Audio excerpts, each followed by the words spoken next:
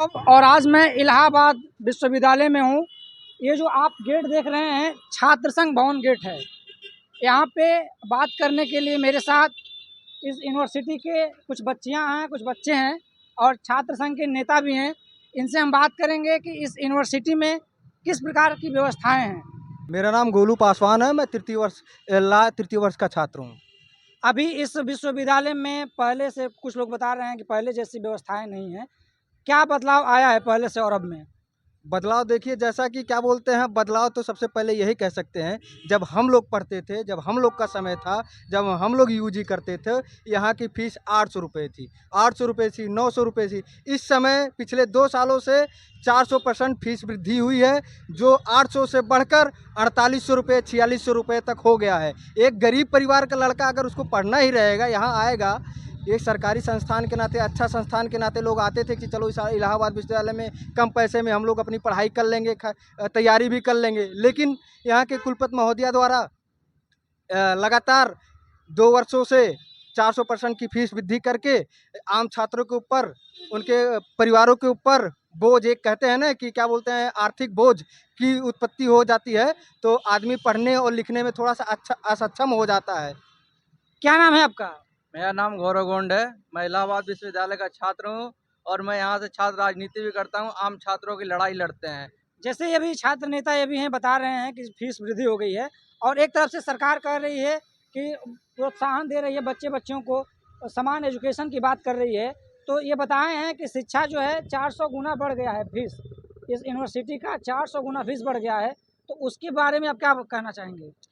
देखिए, जब ये इलाहाबाद विश्वविद्यालय में 400 फीस वृद्धि हुई थी, उस समय हम लोग आंदोलनरत थे। हम लोग 1090 दिन तक आंदोलन के चलाए और उसके बाद 100 दिनों तक आमरण अनशन किए, जिसमें से 10 दिन मैं खुद आमरण अनशन में बैठा था। उसके बाद हम लोग यूजीसी का घेराव दिल्ली जाकर के किए थे। सभी छात्र नेता जाके वहाँ यूजीसी का घेराव किए।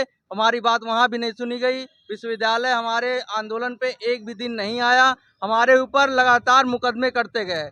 हमारी जो टेंट जहां हम लोग आंदोलन करते थे, वो टेंट उखाड़ के ले गए और हम लोग पानी में भीगते हुए अपना आंदोलन चला रहे थे। विश्वविद्यालय इस तरह से तानाशाही कर रहा था कि छात्रों के ऊपर चाहे जितना दमन कर लो, कोई पूछने वाला नहीं आने वाला था। अच्छा, एक चीज़ और हम आपसे जानना चाहेंगे कि जैसे मैं सुना हूँ कि पहले यहाँ छात्र संघ का चुनाव होता था, क्यों बंद हो गया, क्या कारण था? देखिए, छात्र संघ बंद करने का कारण है कि जो बच्चे जिनकी आवाज़ बुलंद करने के लिए छात्र नेता, ये जो प्रोफेसर हैं, ये जहाँ की वीसी हैं, प्रॉक्टर हैं, उनसे ताल से ताल ठोकने का काम करते थे। ठीक है, उनसे जवाब मांगने का काम करते थे, जिसके डर के मारा वो छात्र संघ बैन कर दिए हैं। अच्छा, इस सरकार में मैं देख रहा हूँ कि जो छात्र या छात्राएं नौकरी के लिए अगर धरना दे रहे हैं या फीस बढ़ोतरी के विरोध में दे रहे हैं, तो सरकार लाठीचार्ज करवा रही है और एक हिसाब से बता रही है कि हमारा जो सरकार है बच्चों के हित में काम कर रही है। तो इसको किस नज़र से आप देखते हैं? ये वर्तमान में सरकार शिक्षा विरोधी सरकार है। सरकार स्टूडेंट को, छात्र छात्रा को केवल जुमला देती है। नौकरी निकालेगी, फॉर्म देगी, उसके बाद वैकेंसी आएगी, पेपर लीक हो जाएगा, पेपर लीक नहीं होगा तो एक लंबा टाइम पीरियड लग जाता है। यही इलाहाबाद विश्वविद्यालय का जो गेट है, जो 24 घंटे खुला रहता था, 2018 से जब चुनाव बंद हुआ है तब से इस विश्वविद्यालय पे 24 घंटे के लिए ताला लग गया। ये छोटा वाला गेट देख रहे हैं, इससे भी एंट्री बाहर के लड़कों की नहीं हो पाती है। बाहर के लड़के जो विश्वविद्यालय को देखना चाहते हैं, पढ़ने वालों के लिए मेन गेट जाओ, शनिवार को वो भी बंद रहेगा। पहले था 7 दिन विश्वविद्यालय का गेट खुला रहता था। इसी विश्वविद्यालय की राजनीति से निकले भारत के प्रधानमंत्री चंद्रशेखर सिंह जी, जो पीड़ित और मजदूर के बच्चे, जो किसानों के बच्चे थे, जिनकी आवाज़ सदन में मजबूत करा करते थे, वो भी इसी छात्र राजनीति से निकले थे। क्या कारण है, क्या लग रहा है आपको कि इसको बंद कराने के पीछे क्या कारण रहा होगा? ये प्रशासन, कॉलेज प्रशासन ने करवाया है कि राजनीतिक सरकार इसका कारण बस यही है कि जब छात्र लड़ेगा, पढ़ेगा तो पूछेगा तो बताना पड़ेगा, नहीं बताएंगे तो ये छात्र संघ वो था कि नहीं बताते थे तो जबरदस्ती पूछ लेता था। इसका अपना एक गौरवमय इतिहास रहा है। तो इसीलिए इस छात्र संघ को बैन कर अपनी मनमानी तानाशाही चलाने का काम विश्वविद्यालय कर रहा है। 400% की फीस वृद्धि हुई, हर साल 10% की फीस वृद्धि होती है। और अभी नैक की एजेंसी आई, नैक वाले जो आए थे रैंकिंग के लिए जो आते हैं, उसमें दिखाया कि विश्वविद्यालय में छात्र परिषद चल रहा है, और जबकि विश्वविद्यालय की सच्चाई है, ना तो छात्र संघ चल रहा है, ना छात्र परिषद चल रहा है। गौरव जी, हम एक आपसे और बात जानना चाहेंगे। जैसे छात्र नेता जो होता है वो छात्र छात्राओं के प्रोटेक्शन में काम करता है। जैसे अभी फीस वृद्धि हुई है, क्या लगता है कि छात्र संघ अगर इलाहाबाद विश्वविद्यालय में रहता तो फीस की बढ़ोतरी हो पाती? छात्र संघ इलाहाबाद विश्वविद्यालय में रहता तो ये फीस वृद्धि के बारे में सोचने से भी डरती।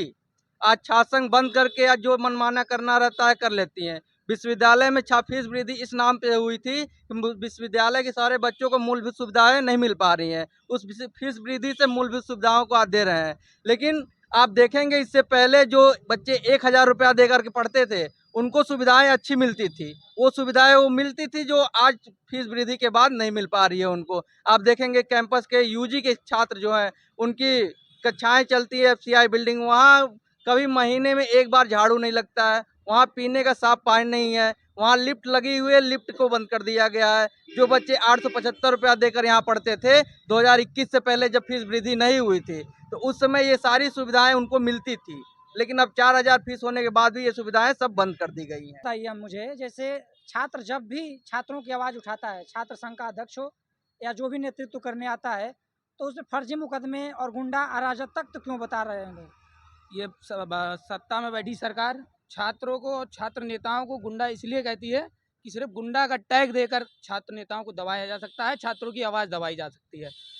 क्योंकि छात्र नेता एक वो नेता होता है जो केवल जिसकी आवाज़ कोई उठाने वाला नहीं रहता है, उसकी आवाज़ विश्वविद्यालय से लेकर सदन तक उठाने का काम करता है। यानी कॉलेज प्रशासन से भी लड़ता है और ये राज्य और केंद्र प्रशासन से भी राजनीति में सबसे ज़्यादा संघर्ष करने वाला व्यक्ति कोई होता है तो छात्र नेता होता है, और यही वही छात्र नेता होते हैं जो इस विश्वविद्यालय को राजनीति की नर्सरी कहा जाता था। इसी छात्र संघ इलाहाबाद विश्वविद्यालय को जिसे आज 2018 से ताला लगा के बंद कर दिया है। इस पर छात्र संघ भवन का एक वो होता था, टैग लगा हुआ, जिससे पता चलता था कि छात्र संघ भवन है। आज वो टैग हटा दिया गया है और उसमें ताला लगा है। 15 अगस्त के दिन कैंपस में झंडा फहरता है लेकिन छात्र संघ भवन पे झंडा नहीं फहर क्या पाता। चाहते हैं फिर से ये चालू किया जाए इसको? जो भव्य गौरवमयी इतिहास जो इस छात्र संघ का रहा है उसे पुनः दोबारा चालू किया जाए। सरकार से यही अपेक्षा है कि सरकार इस पर जल्दी कार्य करे और छात्र संघ को बहाल करे। नमस्कार पुनः, और आप फेसबुक पे देख रहे हैं तो फॉलो कर दीजिए और यूट्यूब पे देख रहे हैं तो सब्सक्राइब करके लाइक कमेंट शेयर कर दीजिए। धन्यवाद।